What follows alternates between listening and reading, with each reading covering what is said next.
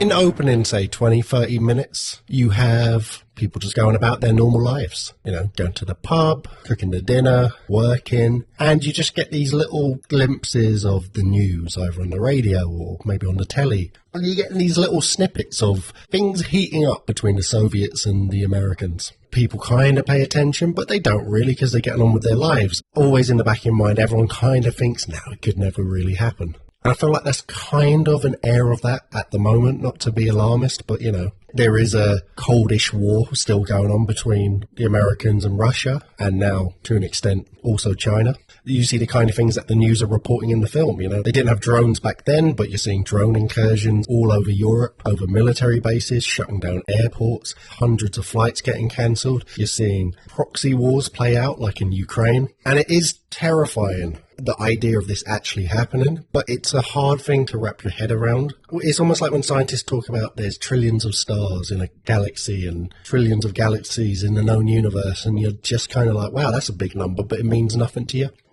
He's got nuclear weapons. He keeps saying he's got We have better weapons. We have the greatest submarine power in history. So what would you say and do? I would say we have far more than you do, far more powerful than you, and you can't use that word ever again. You cannot use the nuclear word ever again. Тоже есть оружие, да знают об этом. Сейчас только я сказал. Тоже есть оружие, которое может поражать цели на их территории. And it's why having such a graphic, horrific visual depiction like you get in this film is just so terrifying. And I really mean terrifying. I was thinking as I was watching this genuinely scares me more than any film I've ever watched. And I was thinking about what scares me about other films, like films that are trying to be scary, horror movies or whatever. And they essentially have to use tricks. The jump scare, building up to something and then suddenly something jumps out. Scary music to build the mood, or a lack of mood, or noise or whatever, lighting, different things. There's all these tricks they have to do to make it scary, even though it's about a monster or it's about a serial killer, it's about whatever. And to be honest, past a certain age, horror movies don't really scare me as much as I love them. You watch enough of them, you can almost sense what's coming. Whereas this film is devoid of tricks. There's no clever storytelling devices. It's done almost in a clinical way. It's a drama documentary in a way. It's intended. At points, it literally breaks and just has a narrator explaining what would happen at this stage of a nuclear apocalypse. What is the bureaucracy that's set in place to try and deal with and keep communications and logistics and some kind of hierarchy of control going on within whatever remains of the government. And a lot of it is kind of banal. There's a lot of boring bureaucratic meetings before and during the apocalypse. And then after the nuclear war, it's just a malaise. It's horrific and compelling, but it's not boring, but it's just, do you know what I mean? It's banal, it's one note, everything's just kind of quiet and nothingy and almost no dialogue and very little even facial expressions other than when people are screaming out in agony or pain or just distraught or emotional trauma. The whole film is done clinically. It's just point and shoot. Just show what would happen. There's zero tricks. There's nothing they have to do to make this scary. And yet it's the most terrifying film I've ever seen. And also more than when I watched it in earlier days. Earlier days it scared me when I was younger. This time I was actually, I'm not a crier in normal life, let alone films. But I was tearing up 3 or 4 times because it's just so profoundly horrifying. And it does not try to give any hope. Because there is no hope in this situation. If this was to play out, it is truly hopeless.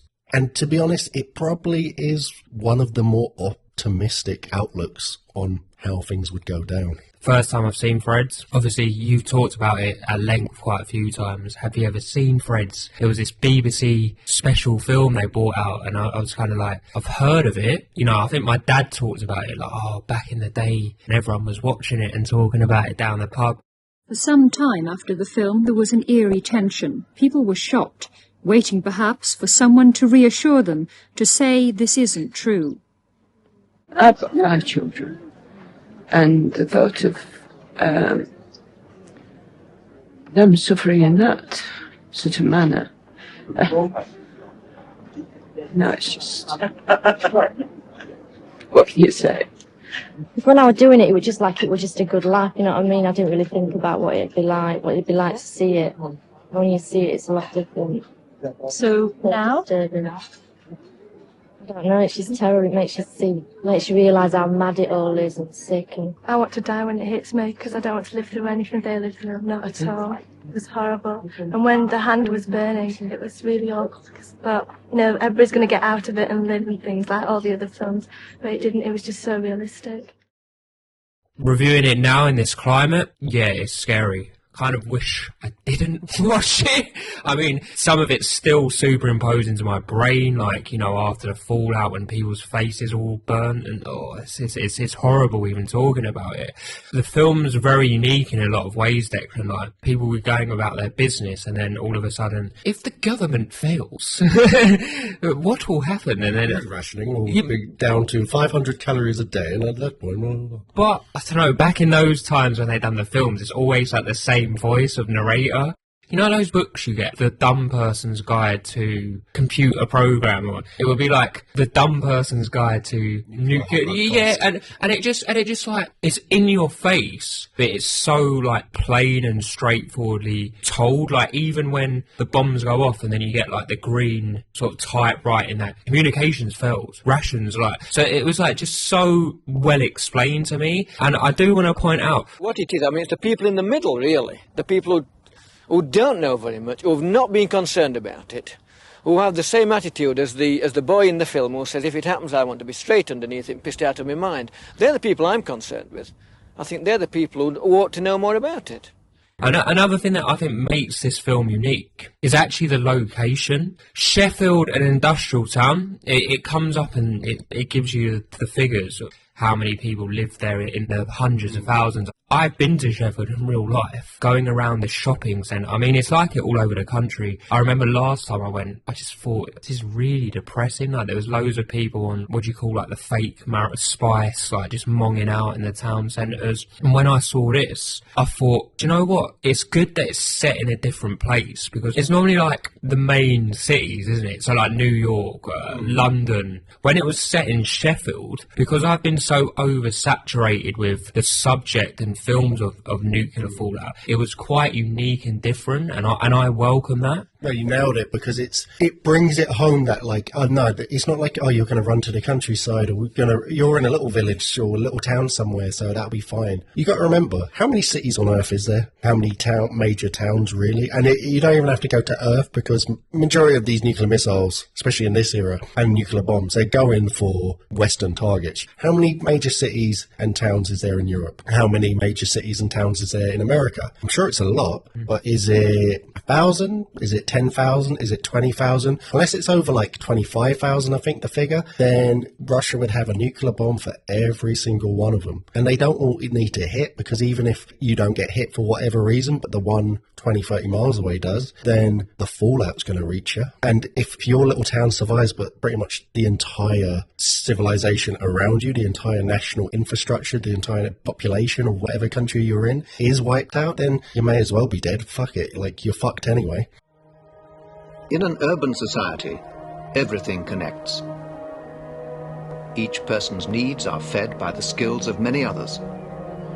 Our lives are woven together in a fabric. But the connections that make society strong also make it vulnerable.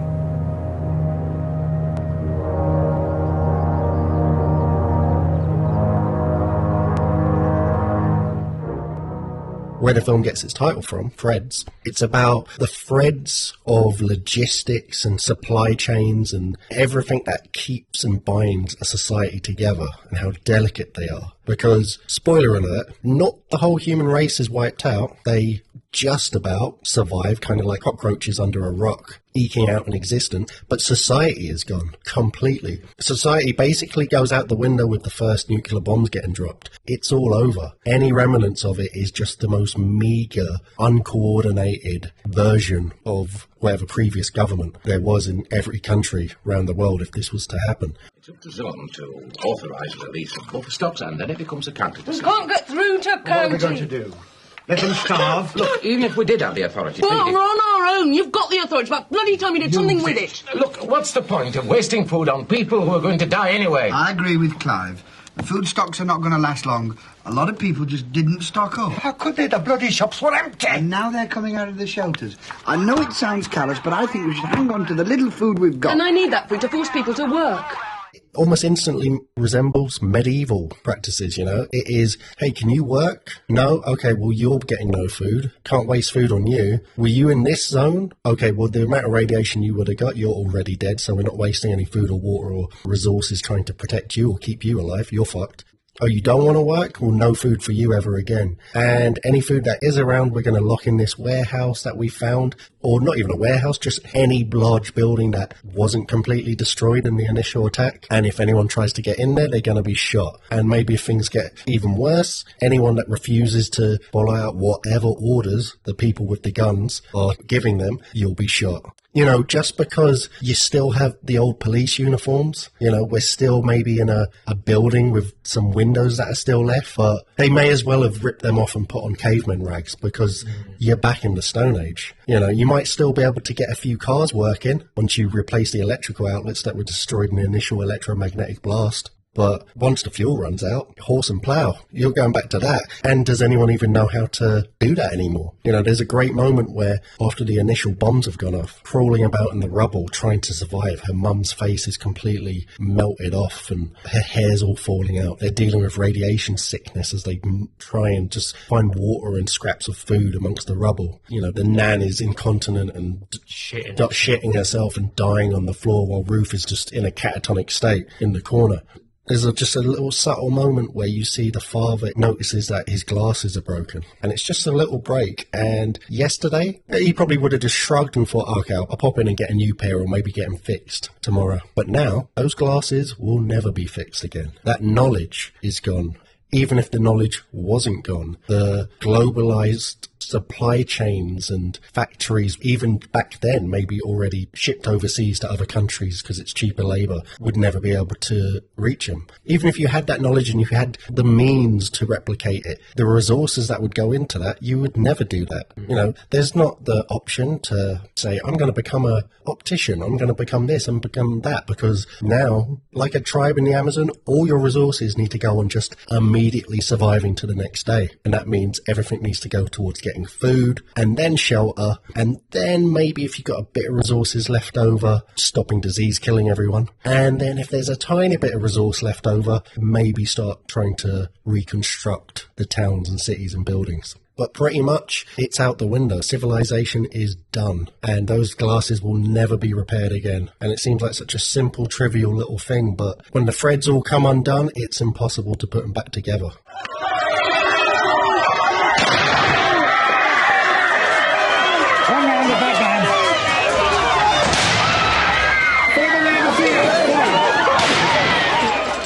Yeah, there were some scenes and bits in this in threads that reminded me of a national crisis emergency which pales in comparison to that of a nuclear warhead being dropped, and it was the COVID pandemic. Because we had a small sample size of what the UK might be like if the events of threads happening. Because as tensions were escalating on the news, they're all in the pub watching the news, the landlord changes it and they're all going, put it back. And that I was watching it. Yeah. Oi, governor! That reminded me of COVID. Like, do you remember when you'd all be home and like, shit, Boris is coming on? You'll be like watching it, like, do we have to go to work? Like, what's the situation? How many people have died today? And then the legend Dr. Chris Whitty would come on and say all this shit. And obviously at that time, Declan, we were separated into those who were on furlough, those who didn't have essential jobs and got to stay at home. And I work for the NHS, so I was classed an essential worker in recruitment, so I had to go to work.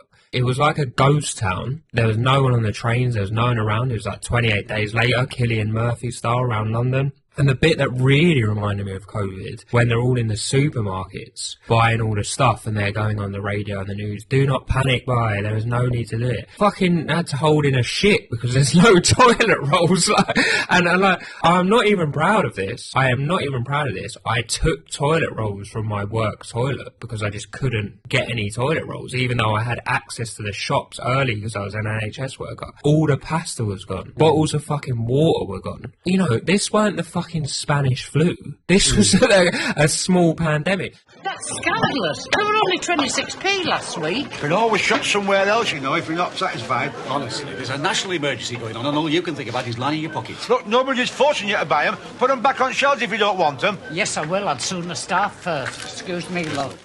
When a crisis happens, people panic and it crumbles. And we see that there, and we saw that in the COVID pandemic. Yeah, civility and decency, it's a modern luxury, it just is. The idea of even being able to think of others is only possible because our modern lives are so safe. Everything is so civilized. There is this huge structure, this giant tapestry of bureaucracies and corporations and the military and the government and all these things that are there to keep you alive, keep the trains running on time, keep the food coming in, keep the hospitals open.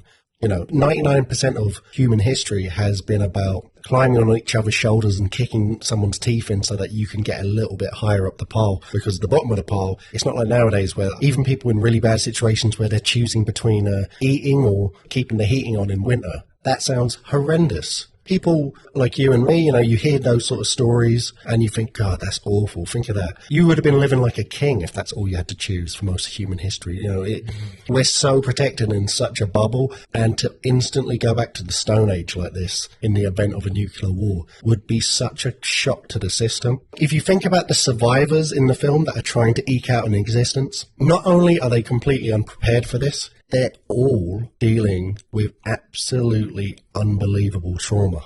They've all had virtually everyone they know killed in front of them in horribly gruesome ways. If not in the initial blast, then burning away, withering away, vomiting, slowly dying from the radiation poisoning, and then the complete lack of food, the destruction of everything you know, your way of life, everything you used to believe in, everything gone, and then you're under if you can call it a military dictatorship, because it's not organised like one. It's not. You would almost wish there was an actual military dictatorship, you know, a functional one that could kind of keep everyone in line, even though it would be incredibly oppressive. But there's not even that. It's basically a few months of the last remaining soldiers and police kind of keeping things together under some sort of hierarchy, and then it would just fall into caveman times. You know, might is right. The biggest guy on the street is the one who's going to take all your shit. Detention camps are improvised to cope with looters. Their numbers are growing.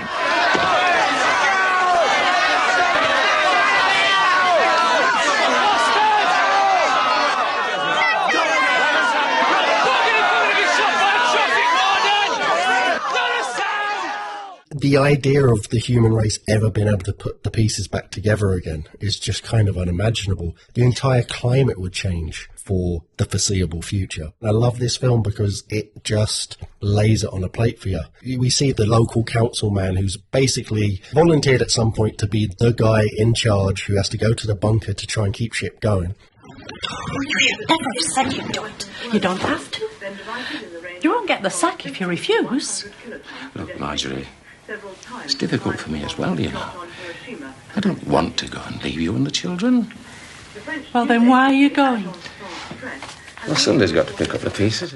He almost instantly knows that his wife and kids are dead, but he has to keep going. He has to try and keep it together. They're completely bombed out above them. They spend the whole film trying to basically find out on updates of when they're going to be dug out. They're trying to allocate fuel. They're trying to allocate food rationing. They're trying to figure out ways of what they can force people to do what they want. You know, it goes from everyone walking in there with their suits and ties and being like, oh, you know, I'm sure nothing will happen, but, you know, this is our job. We'll come here and get organised, to within a week after the attack, casually throwing out lines of dialogue like, you can't go into my food rationing because I need that food rationing in order to force people to work, which is such a obscene, horrific thing that I bet that person couldn't imagine saying so just casually a week before, but that is almost instantly the situation you're put in. It's just fucking unbelievable. Like, it's just so horrific. Oh, Christ, Steve. This should have been sorted out days ago, yeah. Well, what about the rest centres? Can we not tell them to make their way there? No, there'd be no point. Look, they'd be overrun anyway. What about tents? Any tents we could use? What? Tents? How the hell should I know? Look, if you want to know about tents, go and phone the bloody Boy Scouts. Oh, piss off, will you? You're not the only one under pressure. I bloody know. You sort it. in 2 weeks. And what the hell are you doing about digging us out? That's what I'd like to know. We talked a lot about what happens after the bombs drop. I want to talk a bit about the build-up. I really like the way Fred's and the director of Fred's handles the build-up, because you've got Reece Dinsdale's character and Ruth, and they're on a cliff or something for whatever reason. They end up fucking, she ends up getting pregnant, which I thought was funny because, I don't know, like, I thought getting pregnant at the time of escalating nuclear prices, don't know about that, but anyway, she does. Well, I don't know if they were planning to get pregnant. Well, true, yeah, well, they could have used a Johnny, but anyway. Fun in that. Yeah. Anyway, she's pregnant, and then they're telling their family, and, you know, this typical, like, we're going to get married and stuff. Too young, Bruce. Yeah, like, they're trying to go about their daily lives as best they can, you know, still working in the lumber yard or whatever they're doing, still going to the pubs to see their mates. While they're at the bar, there's girls there, and they're still eyeing up girls, so they're going about their daily business. But it's intercut with, like, as you said, the narration, the counsellor going around drawing up plans and writing stuff down and getting everything together. And then obviously, you know the nature of the film, that the bombs are going to drop at some point, and you're kind of just waiting for that moment. But I like the way it shows you that how different people before it drops handles it. So on the radio it's piping out, best to stay in your homes and, you know, don't all leave. And then obviously some people do that. I guess you're attached to where you live. Other people put all their belongings in cars and Nan and their dog in their car, and they try and drive off to, I guess, into more remote areas where they think they'd have more chance of surviving. The motorways are clogged and the police are there saying, no, this is for special access only. Essential services only this road. They'll find the route, I'm afraid. Well, that's bloody ridiculous. You can't just stop people like that. Excuse me, where are you going? Yeah. No, sorry, I'll be coming. You just can't stop people like I'll tell you what, try junction 3513 the M1. They've opened up the hard shoulder of single line traffic only. You can imagine what it'd be like to chop the block. If I were you, I'd go home and sit tight. That's what they're advising people to do. So you can see little elements starting to creep in, that even though the bombs ain't dropped, the tension's escalating, and already bits are starting to crumble and panic is setting in. It is imperative, while there is still time left, that the TUC call a general strike in protest against this disaster which faces us all. The police have no right to stop this demonstration.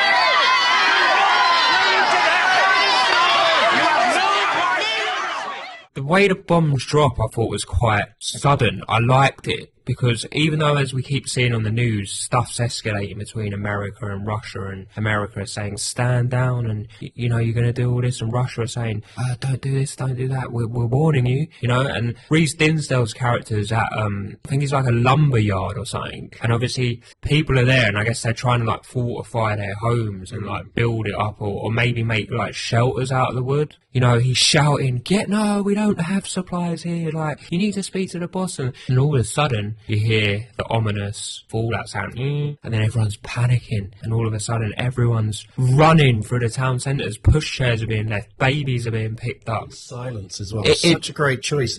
Like, to not even have any music at any point in the film was such a brilliant move. In total silence, which to me kind of made it even worse, like even more chilling. It's that deep breath before the plunge. You're just like, oh shit, it's actually going down.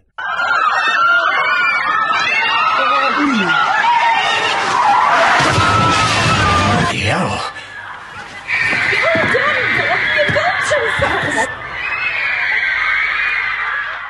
It's insane because it will cut to someone in their home, and then one of the families, I mean, I'm kind of glad he died because he was an annoying fat bastard. The kid, one of the kids was outside, you know, in his little, for some reason he has like a bird sanctuary within the house, and he's got his little Game Boy. I feel bad I've said it now. But anyway, he's a child. He died in a nuclear war. Anyway, they don't realise that he's actually outside, and they're like screaming for him, and then all of a sudden you just see like white flashes, and then houses exploding, fire going off, people's faces melting, like whole buildings on fire, whole buildings crumbling down, cutting away to them in their emergency Cobra bunkers.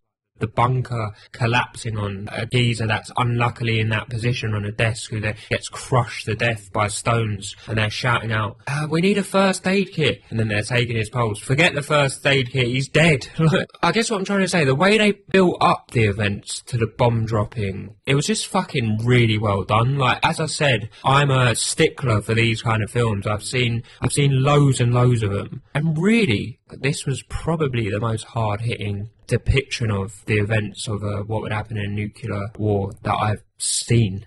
You hit so many great points on the disturbing elements, but there was one thing that always stayed with me so much, and it's before the bombs have dropped but the sirens are going off, and you talked about the high streets where everyone's running mad and it's in silence, and it's just a fleeting quick half-a-second cut to this woman looking on, and it cuts down to her feet and she's pissing herself in public, and it's just, I just remember always thinking, like, wow, it's so horrifying, the prospect. It's essentially the human species equivalent of being able to put a gun to your head. You can just end it all in an instant. World War II, the worst possible imaginable war. A lot of the countries, other than the trauma and the rationing and stuff like that, but in terms of actual violence, they were basically untouched. The UK, compared to, I don't know, Poland, France, was untouched, essentially. The bombing rates and stuff were terrible, but even if you look at the worst war of all time, World War II, and the second worst, World War I, a huge amount of civilian populations were almost kind of relatively untouched. This, it's not even a war. How can you call it a war when all your initial direct targets are civilian populations? Yeah. Obviously, you take out some military installations. You try and take out the opposing country's nuclear arms as well first before they can get them off the ground. But basically, you're wiping out everyone. You're trying to destroy all the populations of the opposing country, and they can and are going to do the same to you. So it is suicide. And that moment where you just see the woman literally pissing herself in public, that grown woman, quite a sophisticated looking woman as well. She's like well dressed, probably a career woman or, educated, and that's what she's been reduced to in a second. And after that, the lights go bright, everything gets destroyed. All electrics are done. People are trying to get in their cars, and their cars are done because anything electrical would be destroyed by the initial EMP pulses. And it just descends into anarchy, and everything after that is just so brutal. There's these drawn-out sequences of people slowly dying, In agony. In agony. And starvation. Yeah, it's like that old saying, the first to die are the lucky ones, the survivors. They're the unlucky ones because the hell you're going to live in. Everyone being poisoned, everyone pretty much... No water. Virtually the entire population is made catatonic overnight. Everyone's just in silence. There's so little dialogue. You never ever hear anyone laugh again. I don't know if you ever see anyone in the film smile again.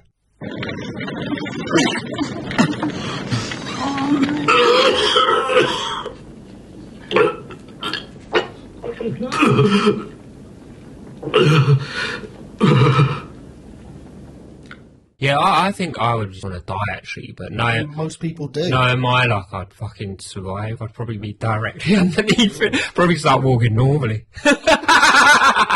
I'm cured. But no, it's horrible. And then, obviously, the beats that you normally get with disaster films happen. Like, crime starts happening, people are desperate for food, so obviously they start looting. We see that all the time. Coming back to the bunker, they're still alive, and they're saying, what are we going to do with the looters? I don't know. We can't build prisons, can we? Just shoot them. And then they're resorting to, housing them within locked tennis courts. And, they keep them alive at the start, and then things are just getting more and more desperate. People are dying. Dysenteries come back. Like, all these horrible diseases, because no one can dispose of the dead bodies. They're all dead bodies are just left in houses in blankets that stink. The rats are running around. It'll be terrible in London. There's rats running around when it's clean. What was the estimate? 20 to 30 million unburied corpses in the UK. It rolls out a couple of stats of what's happened, where probably 95% of all windows have been destroyed. Smashed, yeah. Probably 90% or 50% of all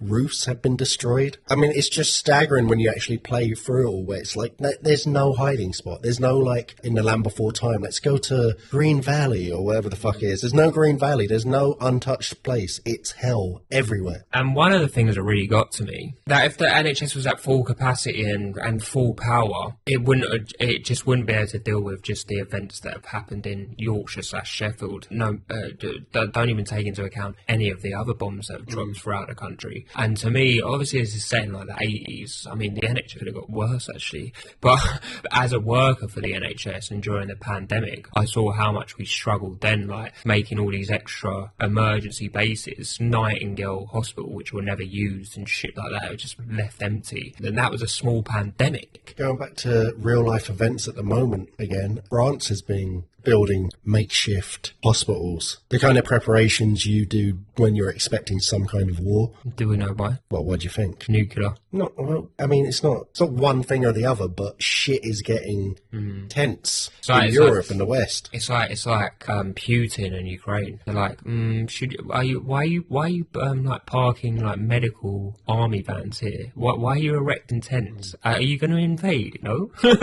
You said like even if all the hospital's capacity was going just for Yorkshire, it wouldn't be able to do anything. The people in the bunker, you know, they're dealing with ridiculous logistical problems. They can't communicate with everyone. They can't leave because they're completely buried in there. They're running out of food themselves. There's virtually no fuel left. There's virtually no food left. They're trying to make horrific decisions of like, let's just let all these people over here die because they can't work anyway and the food's running out anyway. So even though there's been so much death, the more people die, that will probably be better because there's more food and it will last us longer for the people that can work. You're making all these horrendous decisions. They're working so hard. They're trying to keep things together. Some are snapping in the bunker. Some are keeping it together a lot better. But you see, like, they start off in their suits and ties, and by the end of it, they're literally like in dirty vests and everyone's becoming filthy. I assume they can't waste any water on actually washing, so they're just having to become filthy and stinking. As we see later on, when the rescue team finally does clear it out and find them, they're all dead. Yeah. And you wonder, what was the point? I guess you do have to at least try. The people in the hospitals that are using their last remaining bandages on these mutilated, irradiated people who are obviously going to die. What's the point? But what else can you do? You have to give it a go. But the people in the bunker must have known, like, what we're trying to even survive for, like, what we're trying to keep, like, nothing's going to work. Like, we're just kicking the can a little further down the road. It's not going like, if we keep shit together, then we're going to come out of the bunker and it's going to be jolly old England again. No, it's never going to be. So it's that absurd thing of it's like, why? What would you do? Making those horrific decisions, shooting people that are trying to get food, only rationing out to the people that can work. That's the right decision. You would just want to kill yourself. Reminds me of that scene in Saving Private Ryan. It's like the camera's going along and it cuts to like a soldier whose both legs have like been blown off and he's screaming out, "I'm fucking dying!" And then the guy next to him's like, "No, you'll be okay."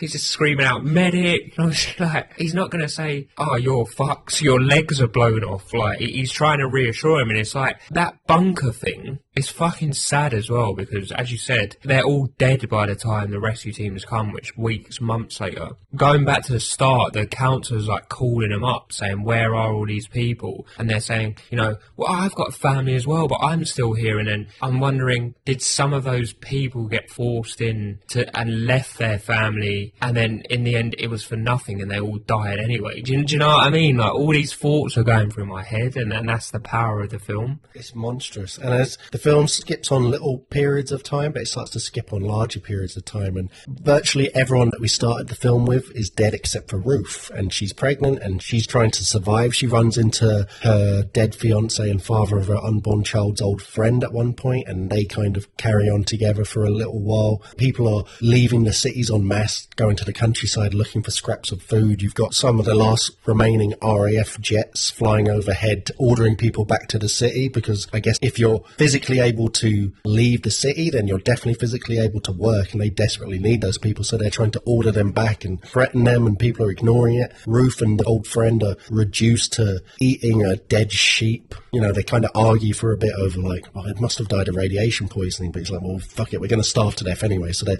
on their hands and knees like Bear Grylls eating a dead fucking animal. Take some with me. Where? City. There's nothing there.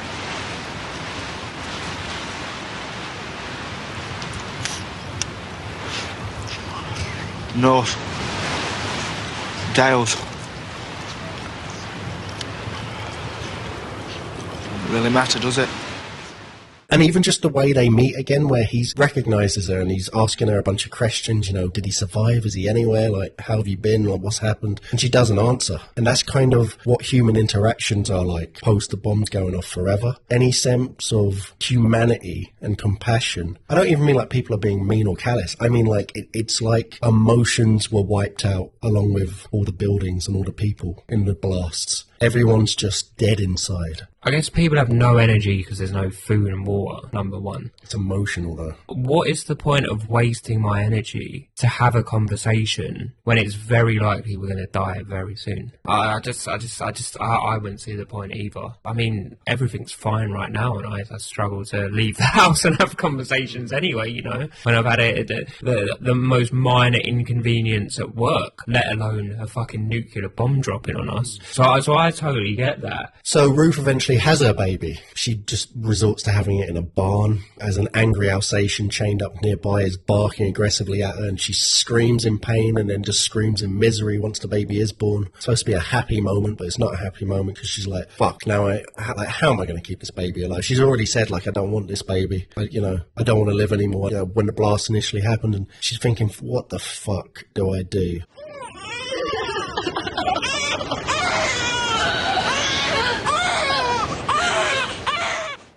But she just about manages to eke out an existence. We jump on 10 years, and Ruth's daughter is, I guess she's 10 years old, but she looks a lot older, she looks worn out, and they're working the fields of a farm under forced labour. But Ruth looks like shit. She looks like, kind of like Theoden when he's under the control of Saruman and he's kind of possessed and he's like that feeble old possessed man. The atmosphere has been so affected that there's far more UV light and radiation coming through the Earth's atmosphere from the sun. So virtually everyone is going blind past a certain age. You know, you can see brutal, thick cataracts on her eyes. Her skin is all withered. Her hair's gone grey early and falling out. Really good makeup for the time as well, considering, you know, this couldn't have been a massive budget production back in the mid-80s. She's basically already dead. And her daughter, when she finds her the next morning, basically dying, you can see there's like we were saying before, you know, compassion and decency is a luxury that we get to enjoy. But that's all gone, you know. Life is so traumatic anyway that seeing her mother die just doesn't really affect her. Ruth tries to take her hand and she's just kind of like, you're dead now. Like, I guess I don't need you anymore. It's not callous, it's not mean, it's just almost in a complete lack of humanity that no one has anymore. Yeah, it's like when you first play GTA and then you shoot someone's head off with a sniper rifle, you cut them up with a samurai sword. The first time you're like, oh. Then when you do it 100 times over, just don't care anymore. I didn't care the first time. It was a video game. Yeah, true. The graphics were shy. You know, I noticed that when Ruth's daughter was walking about to see her mother or whatever, she like walks past loads of dead bodies and people hanging and shit. So like, I guess if you've seen that all your life, you know no different, do you? Like, you know no different, but your mother. Yeah. She feels nothing for her mother. And I don't even mean that in a critical way. I mean it in a tragic way. Like, yeah. It's just, that is just life, you know? I was wondering... Even fucking elephants mourn their dead. Yeah, I was wondering, like, before Ruth's daughter was born, how the fallout and the environment would have affected her as a baby. Like, would it not come out a bit like, I don't know if it's the correct terminology, deformed and retarded due to being exposed to nuclear radiation that clearly can get through the womb? Yeah, definitely, to varying degrees. Yeah. And you're assuming that she hasn't come out stunted because she looks a bit odd, but she's grown up in an apocalypse, so cut her some slack. And she seems intellectually stunted, but, I mean, there's no infrastructure for schools and education anymore, so it's hard to tell what is because of a fetus being affected by the radioactive fallout and what is just the societal decay affecting it. But that's one of the things that disturbed me so much as well as we start leaping forward, you know, at decades and years at a time into the future after the nuclear holocaust. There's so many post-apocalyptic films, you know, that try and convey the social decay. And they do it to one extent or another and it's interesting, but even, like, take a film that's meant to be very, like, grounded and hard-hitting and believable version of it, like The Road. You realise from watching this film, even The Road was horseshit, because seeing the language break down, seeing future generations reduced to kind of broken sentences, only putting a few words together at a time, almost grunting like cavemen at times, was the most disturbing thing about this film for me. The thing that hit me most the first time I watched it, seeing that like, even if people eke out an existence. It's not like you just need to start reading encyclopedias and be like, all right, how did we used to do shit? All right, you're a baker now, you're this, let's rebuild civilization. The whole culture is gone. It's not just society. You know, accents are gone. Full sentences are gone. Like, people they're probably further back in the Stone Age than an uncontacted Amazonian tribe, because they at least have a fluent language they can communicate to each other with. Everything's just gone. Like you said, the threads are broken apart. Ruth. Work. Work. Work. Up.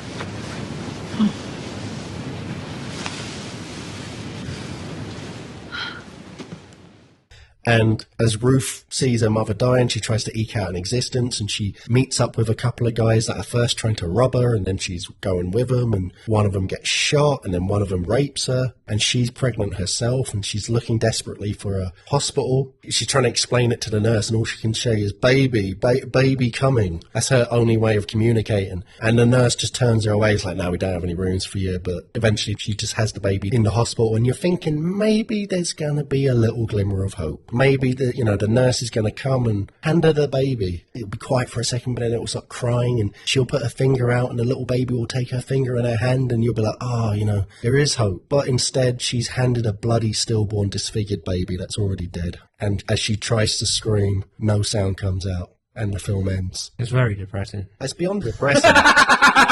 And do you know what, though? That made me just so sad remembering it. But fucking bravo. To fair. Not almost tease you with the thought that there might be a thread of hope, Freds. There might be just a little glimmer of hope, and then just double down. Be like, no. And what a perfect encapsulation of it all, Stillborn, dead and disfigured.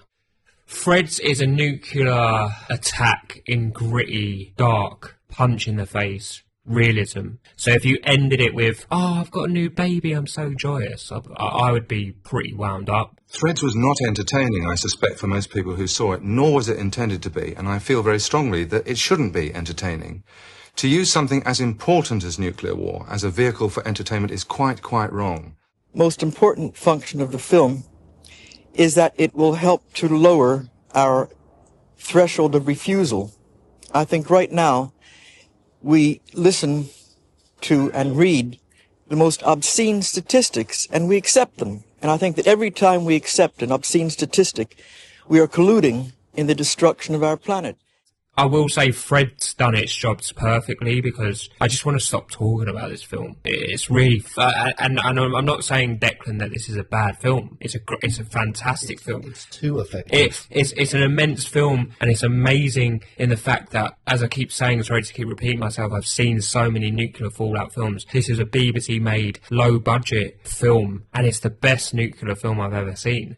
Fuck me, it done its job, because I want to leave this cabin, or whatever you want to call this room that we're in, this shed, and just not think about this film, and not turn on the news and see that Russia is escalating with American real life. I just want this film to be gone from my thoughts for as long as possible, and not think about nuclear war or rising tensions in the real world. I just want to turn on the TV and see like a puppy jumping about and everyone hugging. And that, to me, is the power of this film, and this film should be more popular. It shouldn't be one of those, do you remember back in the day when the BBC done that random Fred's film and talked about like an old VHS pass around amongst each other in a Yorkshire house in real life? It should be everywhere.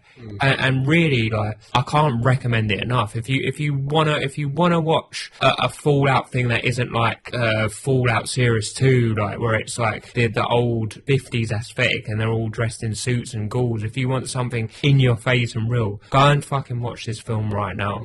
Watch it and don't speak about it again. Yeah, if you're feeling too happy right now, if you're feeling confident about your prospects in a post-apocalyptic world and you want to kind of bring that down a peg, if you want to be depressed, if you want to stop worrying about trivial things and actually just appreciate the things that really matter, then watch Fred's. Because it, honestly, like, I won't say any more than I've already said. It's the scariest film I've ever seen. It's the only film, really, that can still make me cry in moments. And it's just one of the most incredible things I've ever seen. Rocks you to your core. We always say films are feelings in a can.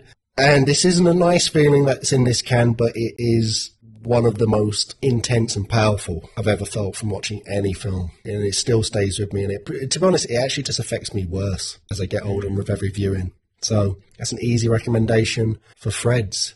And to the world leaders, if you are going to start a nuclear war, I'll send you my address. Please drop the first bomb on my house, because I do not want to survive it. What a positive way to end.